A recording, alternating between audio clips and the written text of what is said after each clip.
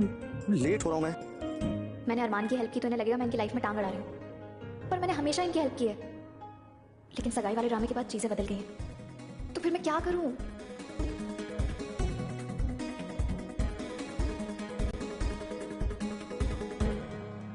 ये लीजिए और चप्पल, ये लीजिए आपका hand care phone. Thank you. आज सुबह से मुझे कोई चीज़ें मिल ही नहीं रही हैं। मायरा भी बहुत लेट उठी, सब मेरी गलती है। वो रात भर बैठ के फिल्म देख रही थी और मैं उसे मना नहीं कर पाया। वो तो थैंकफुली स्कूल में आने से पहले वो रेडी हो गई। तुम सोच रही होगी ना कि मैं भी कैसा बाप हूँ। बहुत अच्छे पापा हैं आप, और वैसे भी सुबह सुबह आपके अलावा इतना ओवरथिंक कोई नहीं करता है। अब तुम्हें स्कूल नहीं जाना है? हाँ मुझे, पर पहले आपको कुछ देना था। कि साड़ी मायरा ने हमारी सगाई अब मेरे लिए मंगाई थी, पर मैं इसे नहीं ले सकती अरमान, क्योंकि तुम्हें कुछ कहने की जरूरत नहीं, मैं समझता हूँ। इसकी पेमेंट दादू ने की? नहीं तो उन्होंने कहा मायरा ने कर दी होगी। मुझे लगा उसने कोई ना कोई बहाने से आपसे पैसे ले लिए होंगे। नहीं तो नहीं, साड़ी की पेमेंट हुई नहीं है क्योंकि जो लेडी ये साड़ी लेकर आई थी वो उसका बॉक्स दूर पर छोड़ के चली गई थी। क्या? पर देखने में साड़ी बहुत महंगी लगती है अरमान, 5-6 हज़ार की तो होगी। बेचारे साड़ी वालों का नुकसान हो जाएगा। नहीं तुम टेंशन मत लो, इसकी पेमेंट मैं कर दूंगा। ओके मैं निकलती हूँ, मुझे स्कूल के लिए लेट हो रहा है।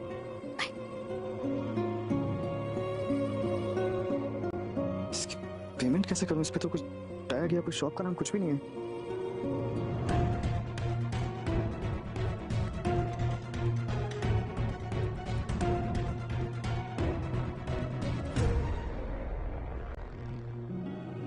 सुपर, इस पे तो इनका फोन नंबर है।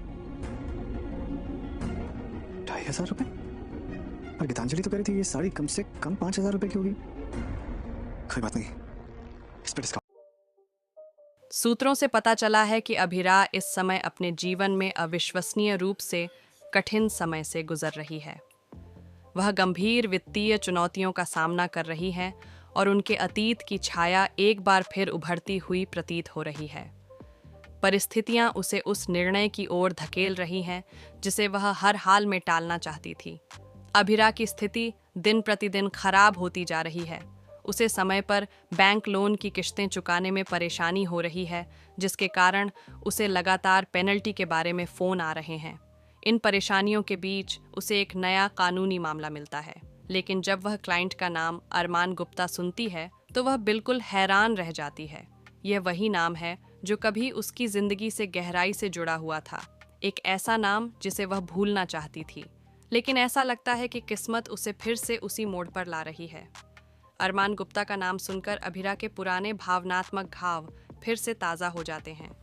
उसकी प्रारंभिक प्रतिक्रिया ये है कि वह स्वयं से वादा करती है कि वह यह मामला नहीं लेगी। उसका अतीत बहुत दर्दनाक था और वह उन यादों को दोबारा जीना नहीं चाहती। हालांकि बैंक के बढ़ते जुर्माने, घर की जिम्मेदारियां और गंभीर वित्तीय तनाव के कारण उसके पास मामला स्वीकार करने के अलावा कोई विकल्प नहीं बचा।